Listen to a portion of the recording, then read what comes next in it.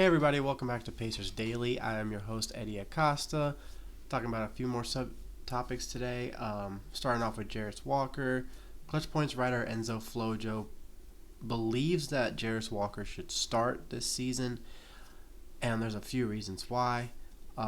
Just belief that trying this could be useful for the Pacers, but there's also a lot of reasoning as to why this shouldn't happen. I'm a firm believer that Jarace Walker is a good player and that he deserves his minutes, but I don't think he is a starting caliber player just yet. He is very inconsistent and just hasn't truly proven that he's hit that next level just yet. Now, is he a rotational piece? Absolutely. He missed the finals with a ankle injury that he sustained in the conference finals.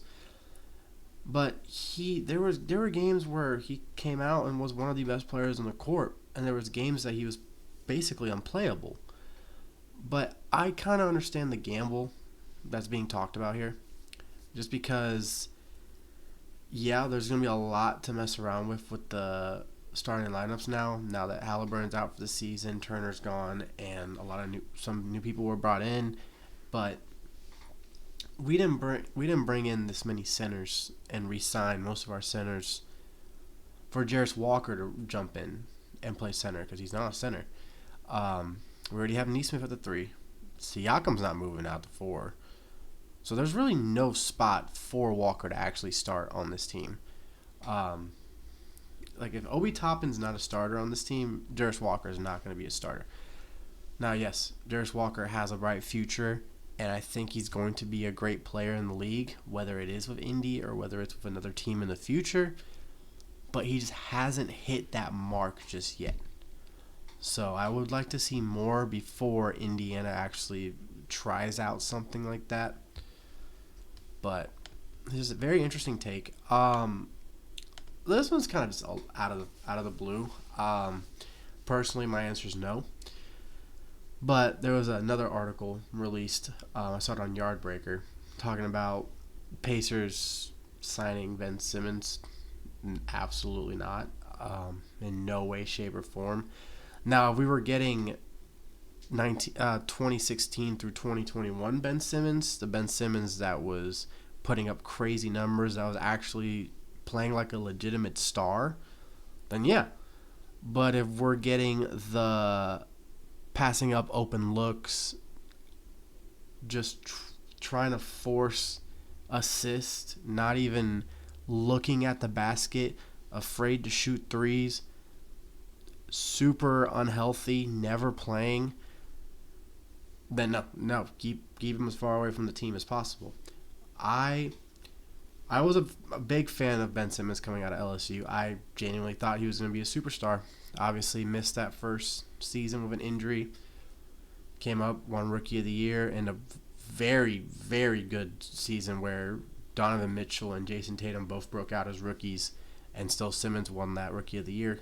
And then he obviously made his 3 All-Star games, was an All-NBA team.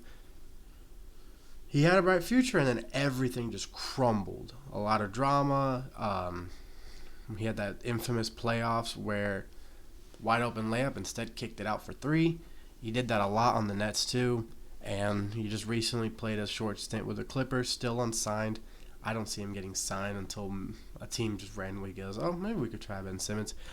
He also wants a lot of money. That's just what he's been doing. He's been just collecting paychecks, not even playing.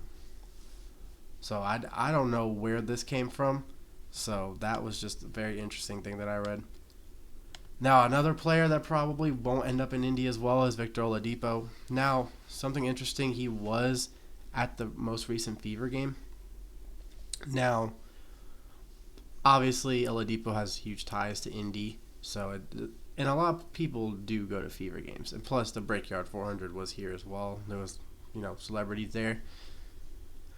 I still don't see Oladipo actually coming back to Indy just because of everything that happened. Now, could it happen? Yeah. Am I totally against it? No. It's all in the past, stuff blows over. It happens. Now, is he going to be the same player? Absolutely not. Do I think he's healthy? Still no. I think that he still has a very bad injury issue. That's just the reason that players like Greg Oden and, other big names, Brandon and Roy, just players that should have been big and ended up not being big because of these injuries. Like I just talked about Ben Simmons. Now, his wasn't fully injuries. It was also just laziness and just not playing his game. But, seeing Oladipo in an Indy uniform won't hurt. But also, he's a little past what we need. Now, obviously, he came in the same draft as Giannis, and we're still seeing what Giannis is doing. CJ McCollum is still playing great from that draft. Rudy Gobert is still playing good from that draft. A lot of other players are still doing their things from that draft. So that's just something to look at. And then last but not least, just seeing if the Pacers potentially make any more moves. Probably not. We're in the complete dead zone of the off season. I've been reading in more players about signing overseas. Shake Milton signing overseas. Maxwell Lewis overseas. Obviously, Thomas Bryant going overseas. O'Shea Brissett is going overseas. Just a lot of different players are going overseas. So there's not a lot of big news coming out. A few re-signings here and there.